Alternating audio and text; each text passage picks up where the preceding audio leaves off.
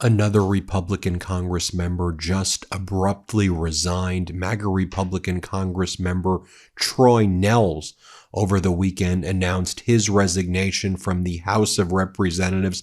So that would make the sixth MAGA Republican House of Representative member to announce their resignation. Now, Nehls says he's going to serve out the remainder of his term for now. We'll see about that.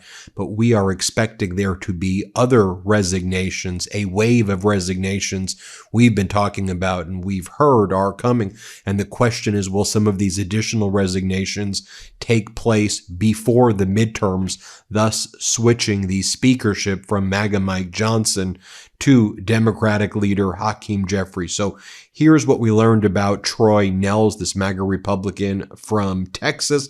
He says he's not seeking re-election. He's from Richmond in Texas. He's been MAGA through and through. I mean, just take a look at the outfits that he would wear in the House of Representatives and in the Capitol building. He'd wear these weird Trump shirts that never surrender, the weird American flag bow ties. This is a real human being, folks, who is a member of Congress or was a member of Congress. He writes the following in announcing his resignation. After more than 30 years in law enforcement, serving and protecting my community as a police officer, constable, Fort Bend County Sheriff, and Army veteran, and 6 years representing this district in Congress, I have made the decision after conversations with my beautiful bride and my girls over the Thanksgiving holiday to focus on my family and return home after this Congress. Now, these MAGA Republican Congress members seem to be realizing that they will be in the minority soon and that there's about to be a blue tsunami that will wipe them out of the House of Representatives. Accountability is coming to them. Accountability is coming to this Trump regime. And we see these rats abandoning the sinking ship that is MAGA. Just a notable fact about Troy Nehls, though, by the way, is that he was fired from his position as a police officer by the Richmond Police Department in Texas on January 28th, 1998. There was a termination letter on January 28th, around that period, from Bill Whitworth, who cited 19 policy violations committed by Nehls over the prior year, including destruction of evidence after being instructed to log it as found property, improper arrest, disobeying orders, making false statements, charging personal items to the department, and failing to perform required duties. While he appealed that and claimed that it was arbitrary and capricious, the termination was upheld. Just to give you a sense of who these MAGA people are. More on Nehls in a moment, but I want to remind you of the reporting by Punchbowl News. They cover the happenings in the House of Representatives. Before Punchbowl News reported on this, the prior weekend, the MeidasTouch Network was the first to report this, but Punchbowl News has excellent sourcing on the Hill, and they spoke to a lot of people as well. And here's what they wrote last week. They said a few other GOP members messaged us over the weekend saying that they too are considering retiring in the middle of the term, not even waiting until the end of the term is over. Here's one particularly exercised senior House Republican. Here's a pissed off MAGA member. This entire White House team has treated all members like garbage, and Mike Johnson has let it happen because he wanted it to happen. This is the sentiment of nearly all appropriators, authorizers, hawks, doves, rank and file. The arrogance of this White House team is off-putting to members who are run roughshod and threatened. They don't even allow little wins, like announcing small grants or even responding from agencies. Not even the high-profile, the regular rank and file random members are more upset than ever.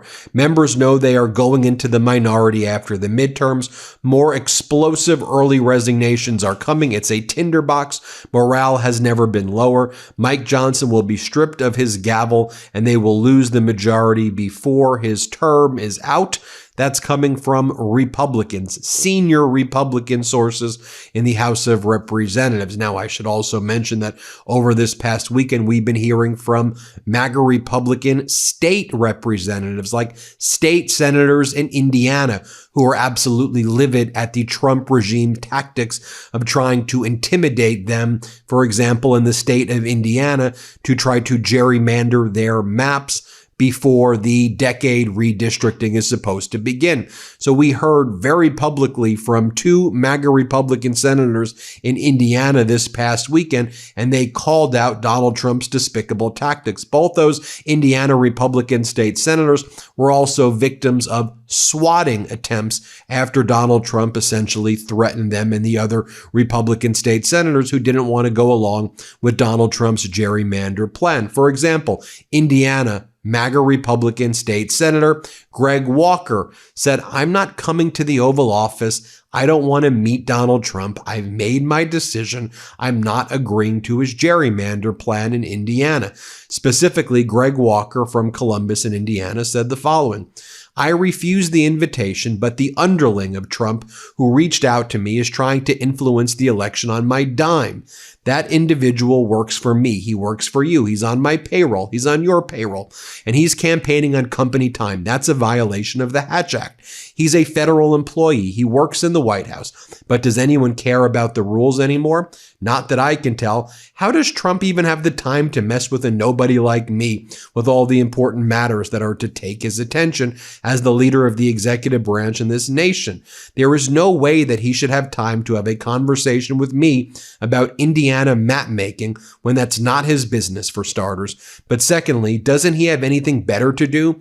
I can make a big list of things that are more important for him to focus on." Then Walker went on to say what this is really about is Donald Trump's afraid he's going to lose in the midterms and then be impeached. Now, Michael Boasek, who's also an Indiana state senator, he reacted very strongly to Donald Trump using the R word. Donald Trump called the governor of Minnesota, I don't want to repeat the word, but just so you know, for the idea of just saying what it is, he called Governor Walz retarded and said he's seriously retarded. And Michael and I'm sorry for using the language, I'm just repeating what Trump had said so there's no confusion what I mean. So this Indiana Republican state senator says, "Many of you have asked me my position on redistricting. I have been unapologetic advocate for people with intellectual disabilities since the birth of my second daughter. Those of you that don't know me or my family might not know that my daughter has Down syndrome. This is not the first time our president has used these insulting and derogatory references, and his choices of words have consequences. I will be voting no on redistricting. Perhaps he can use the next 10 months to convince voters that his policies and behavior deserve a congressional majority." Now, of course, you know about Marjorie Taylor Greene's resignation, which is going to be taking place, of course, the first week of January. We have the big special election in Tennessee's 7th congressional district with Afton Bain, who you've seen a lot on the MeidasTouch network. I've interviewed her. Numerous other hosts have interviewed her. She's running against Matt Van Epps, the MAGA Republican who wants to continue to cover up the child sex trafficking ring that is the Epstein files. He's MAGA through and through. He supports Trump's tariffs. He hates Tennessee. He hates Americans. He's the worst candidate imaginable. We'll see what happens. It's a plus 22 district in Tennessee, but Afton Bain, the pro-democracy Democratic candidate, is showing signs that she's making this a very close race. And I mean, it's a dead heat right now. It's maybe it's within the margin of error. It would be one of the biggest upsets in the history of politics if Afton Bain can pull it off, but she's got the momentum right now. Hey everybody, Ben Meiselas here from the MeidasTouch Network. I wanted to let you know about my podcast partner, Michael Popak's new law firm. It's called the Popak Firm.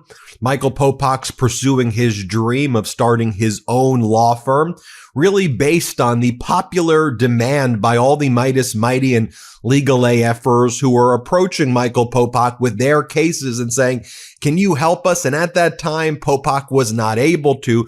So he went out on his own. He started the Popak Firm, where he is now handling catastrophic injury cases like car accident cases, trucking cases, malpractice cases, big negligence cases, wrongful death cases. So if you or someone you know have a case like this, the consultation with Popak's firm is free. Give him a call. See if you have a case. It's thepopakfirm.com, thepopakfirm.com, or you can call 877-POPOK-AF, POPOK-AF. So 1-877-POPOK-AF. Give Michael Popok a call. And I'm really proud of you, Popok. Thanks for all the hard work you're putting in. Now, let me show you just a few facts about Troy Nehls, this guy who just resigned. One of the things that Troy Nehls had always said is, look, when Donald Trump tells us to jump 3 feet high and scratch our head, we do it. We do whatever he tells us to do. Our job is just to do what he says. Word for word, this is what Troy Nehls says. Here, play this clip. There's no question he's the leader of our party. So now he's got a mission statement, his mission, and his goals and objectives, whatever that is, we need to embrace it. All of it. Every single word. If Donald Trump says jump 3 feet high and scratch your head, we all jump 3 feet high and scratch our heads. That's it. Then Troy Nehls would make videos of himself smoking cigars like this, very weird behavior. Let's play this clip right here.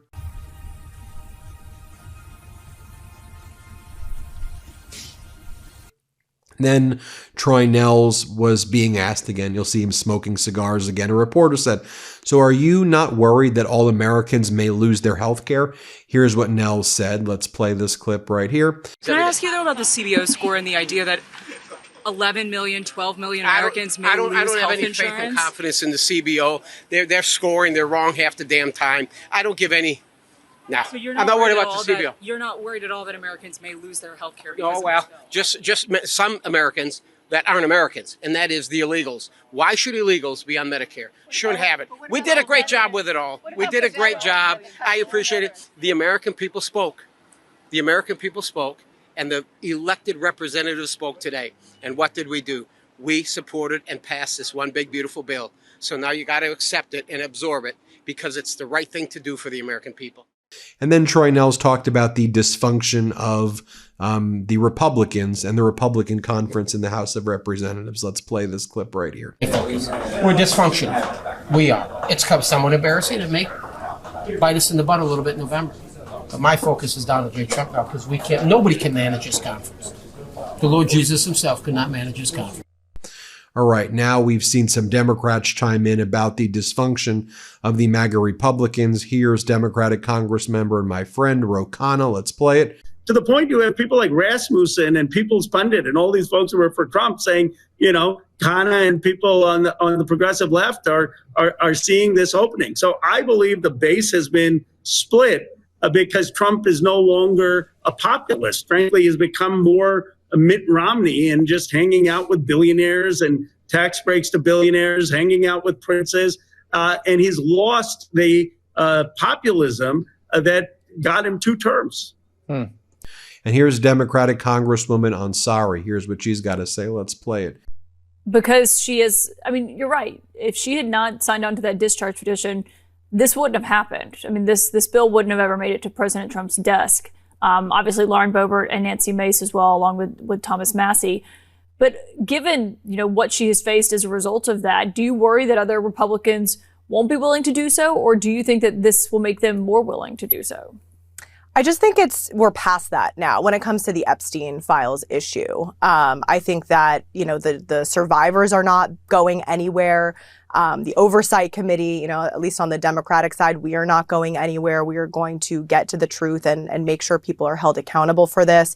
I think largely on just Republicans more broadly, I think the Republican Party is an absolute mess right now. I mean, I think Speaker Mike Johnson completely embarrassed himself this week and over the last couple of months, flip-flopping on this issue and then having Donald Trump turn around and essentially endorse Republicans signing on to this bill. He looked really, really ridiculous and all of that. And so I think the Republican caucus in general, the cracks are there. They're just going to deepen from here. But I do hope that more Republicans will show the same type of bravery and standing up to the authoritarianism, to the corruption, to the fact that the Republican Party has no plan on health care, their ties to special interests, and so much more. And when it comes to the Epstein files, again, I assure you that oversight Democrats and the oversight committee is not going to back down until we get the files released once and for all.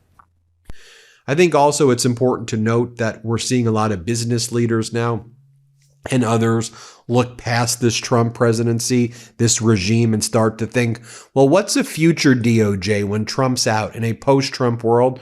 What's a future DOJ going to do to us? How are we going to be treated then? We don't want to engage in conduct where a future DOJ sees all the illegal conduct that corporations and people are doing with Trump. So it's an important adjustment in the mindset of people, recognizing that Trump's weak, he's a lame duck, he's a loser. What's the future going to hold? Because this era is going to go down in history as one of the most despicable in America, and those who are engaged in the war crimes and this behavior are going to be held accountable. Here's what Jamie Dimon, CEO of JP Morgan Chase, says. Let's play it. So you're renovating and building this new office space in Detroit, much smaller scale than what's happening in Washington, right, where the East Wing has been demolished for what's going to be a very, very large ballroom that the president is building. Now, a lot of CEOs have rushed to donate to this, right? And it matters to him, right? So he looks at the list. On that list, you got Amazon, Coinbase, Google, you got a whole lot of others. Comcast, tons of companies on there. I didn't see JP Morgan Chase on that list. Did you think about it? Is there any chance you're going to do it? You know, you have to look at JP. We have an issue, okay, which is anything we do, since we do a lot of contracts with governments here and around the world, we have to be very careful how anything's perceived. And also how the next DOJ is going to deal with it. So we're quite conscious of the risk we bear by doing anything that looks like, buying favors or anything like that. So, do we do things like that? And but we also have policies where we don't do certain things. Right. Because it just makes it easier for us. We have helped the inaugurations. That was a normal thing that a lot of companies did. Right. So we'll see. But the concern of buying favors. There you have it, folks. Let me know what you think. Big developments this weekend, though, with Republicans fleeing the sinking ship like the scurrying off of rats that they are. Let me know what you think. Hit subscribe. Let's get to 6 million. Love this video? Support independent media and unlock exclusive content, ad-free videos, and custom emojis by becoming a paid member of our YouTube channel today. You can also gift memberships to others. Let's keep growing together.